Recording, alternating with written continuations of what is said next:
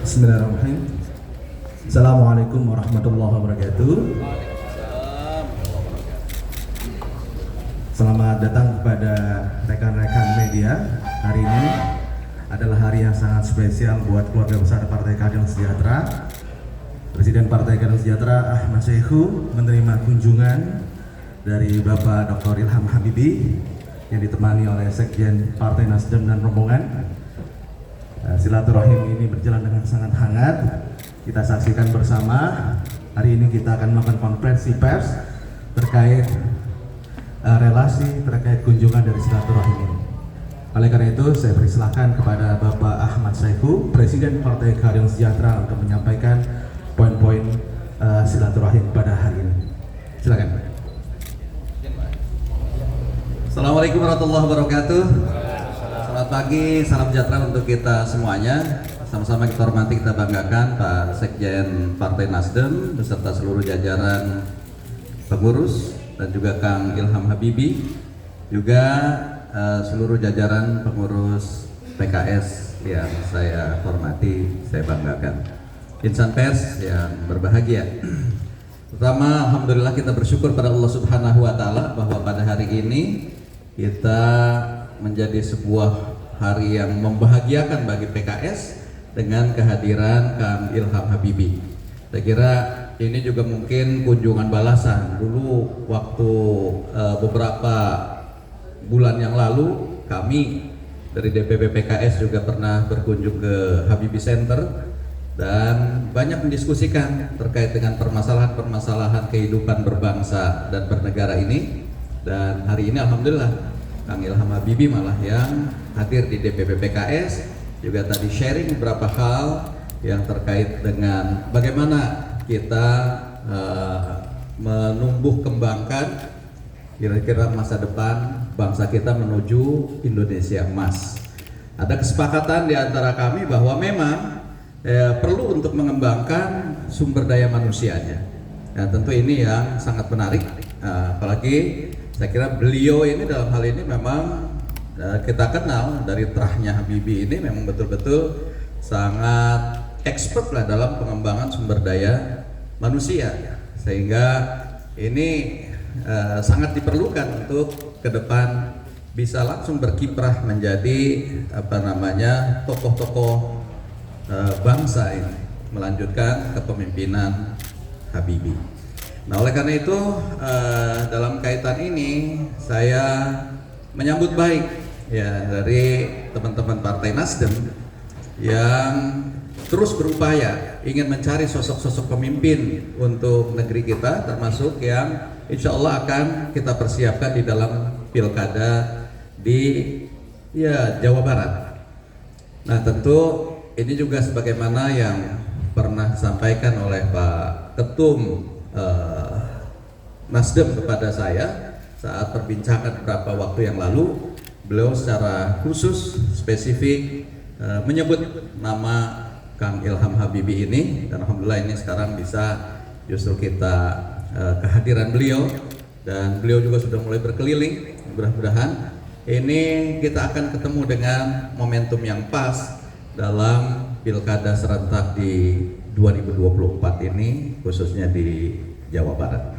Saya kira terima kasih pada Pak Sekjen dan jajaran Nasdem, juga Kang Ilham Habibie yang sudah berkunjung ke DPP PKS ini.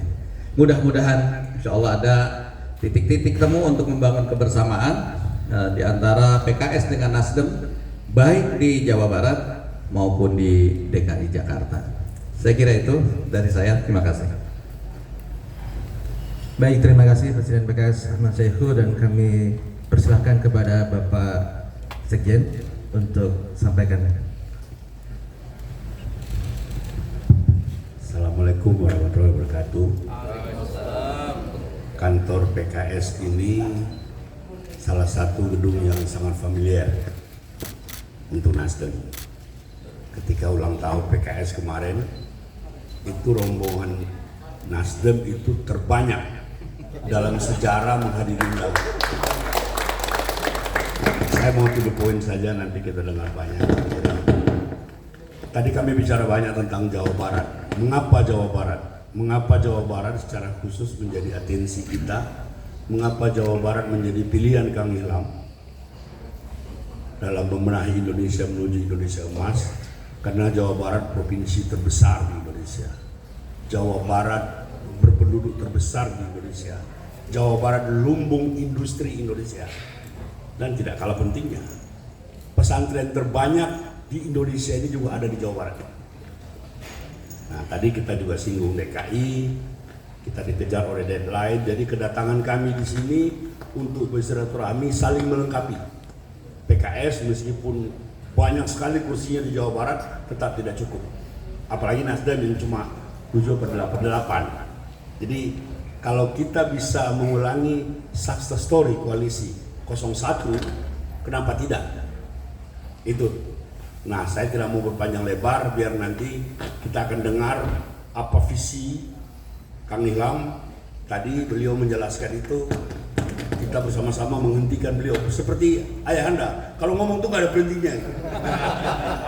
Terima kasih. Assalamualaikum warahmatullahi wabarakatuh. Tanpa berpanjang kata, kita persilakan kepada Dr. Ilham Habibie untuk menyampaikan. Terima kasih. Ya, terima kasih. Assalamualaikum warahmatullahi wabarakatuh. Selamat pagi, salam sejahtera kepada kita semua. Terima kasih. Pertama-tama saya ingin ucapkan terima kasih kepada PKS, jajarannya, terutama kepada Pak Ahmad Saiku dan teman-teman lainnya, dan mohon maaf saya tidak sebut satu-satu.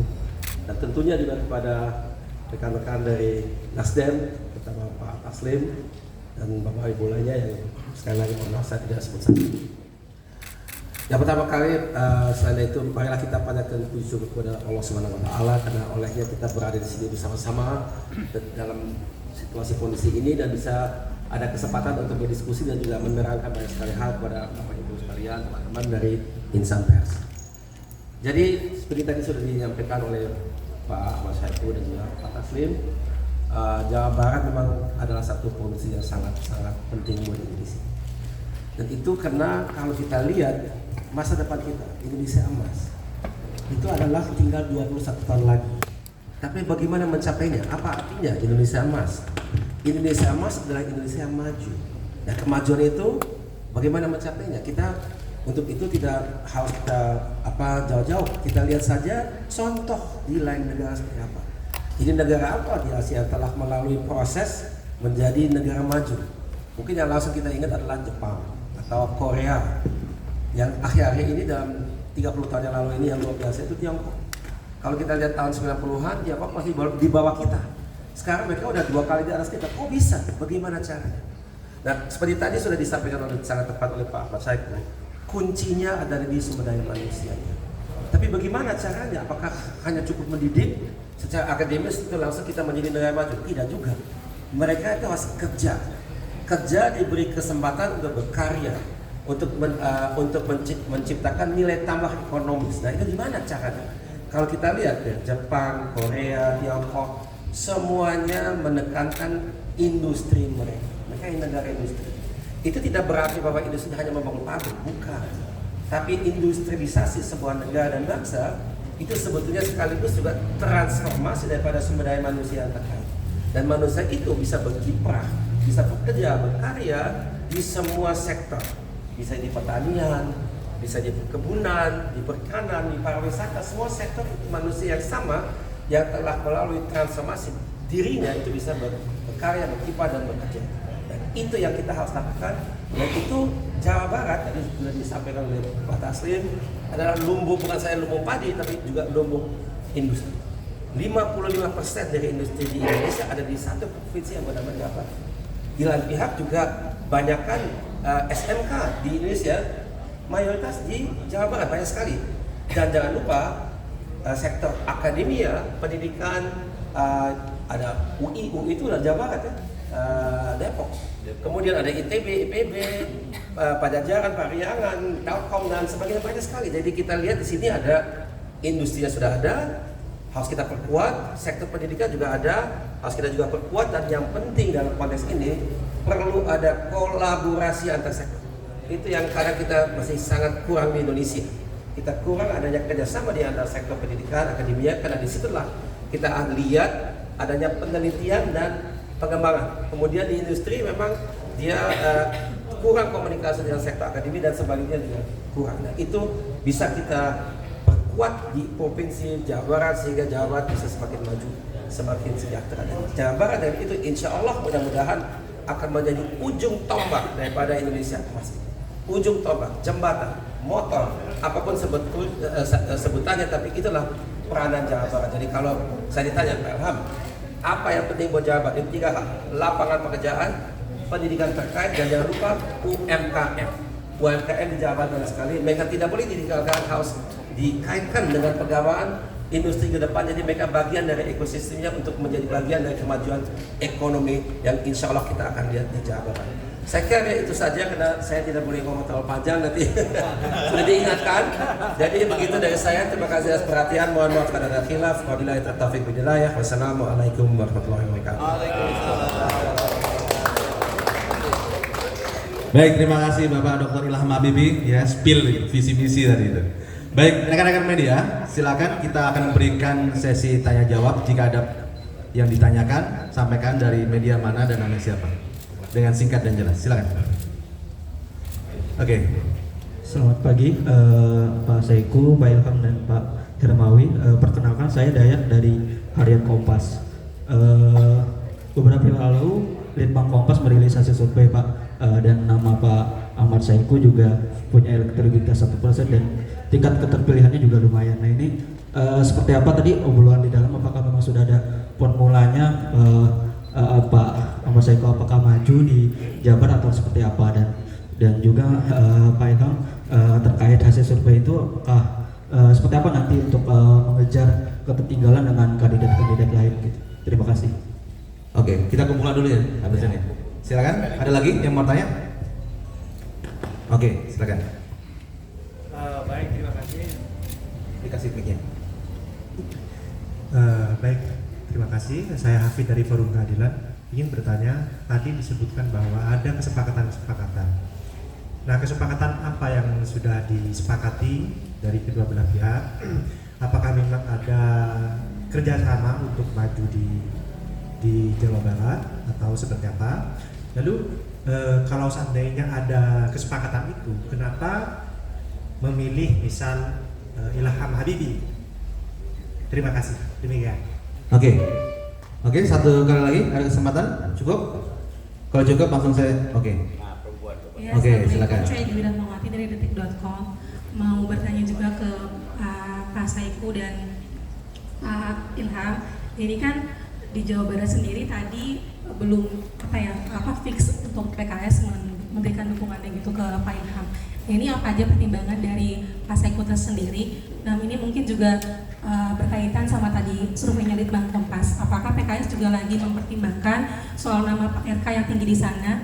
Kan ada Pak RK, terus yang keduanya itu ada Pak Deddy Mulyadi. Nah ini apakah juga lagi dipertimbangkan sama PKS? Lalu apakah tadi di obrolan di dalam dari PKS sendiri apa ada usulan ke Nasdem dan juga Pak Habibie terkait kader PKS yang ingin mendampingi Pak Habibie jika pun nanti akan berkoalisi bersama itu?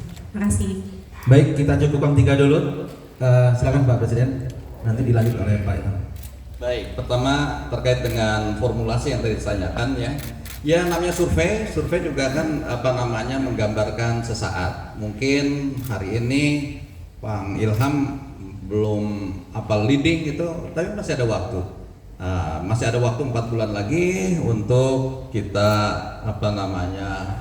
terus lakukan sosialisasi di tengah masyarakat Jawa Barat. Nah, betul tadi formulasi nanti PKS dengan Nasdem ini seperti apa? Nah, ini memang belum pada tataran yang fix ya. Tetapi nanti kita akan bicarakan secara detail dalam kesempatan ke depan. Tapi kalau dari sisi kesepahaman tadi ingin memajukan di DKI dengan di Jawa Barat, yaitu kita sudah memulai itu. Sehingga mungkin nanti formulasinya seperti apa nanti kita akan justru tadi saya minta kepada Pak Sekjen juga untuk kita ada pembahasan yang lebih detail ya, termasuk kapan kita akan membuat deadline-nya gitu. Sehingga jangan juga ada mengambang terus Ya, kita nanti buat deadline yang disepakati bersama, apakah sampai akhir Juli atau awal Agustus. Nah, nanti dari situ nanti kita akan bisa menyepakati kira-kira siapa nanti formulasi yang akan dimajukan dari PKS maupun dari Nasdem. Kemudian yang kedua tadi termasuk juga kesepakatan-kesepakatan itu yang nanti kita akan detailkan ya antara PKS dengan Nasdem dalam khususnya di dua provinsi ini. Walaupun di beberapa provinsi juga kita sudah menjalin kerjasama yang sinergis di pilkada beberapa provinsi yang lain. Tetapi Jawa Barat sekali lagi tentu ini akan sangat terkait relasinya dengan DKI. Ya, oleh karena itu juga memutuskan Jawa Barat ini mungkin nanti akan terkait juga dengan memutuskan hal-hal yang di DKI. Oleh karena itu sekali lagi ini kita akan dalami lebih lanjut dalam pembahasan ke depan. Ya, terima kasih. Baik, silakan Pak Sekjen dulu. Ya, terima kasih. Tadi di dalam memang kita katakan nanti kita akan bicara, kita akan breakdown kesepakatan besar ini. Tadi yang kita sepakati adalah kita ingin Jawa Barat menjadi gerbong utama menuju Indonesia emas. Karena apa ya, tadi alasan-alasan sudah dijelaskan oleh Pak Ilham. Kita juga sama-sama memperhatikan tenggang waktu yang semakin sempit, oleh karena itu menindaklanjuti pertemuan Presiden PKS dengan Ketua Umum Partai Nasdem 2 minggu yang lalu.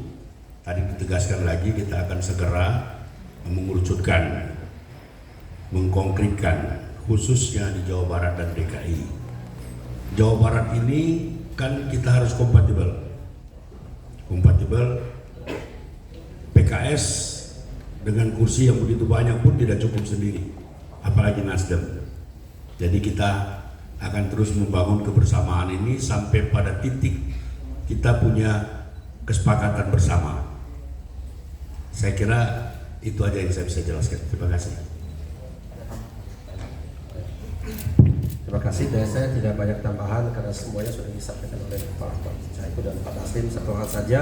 Tadi ditanya apa yang harus dilakukan untuk memperbaiki situasi dari segi survei.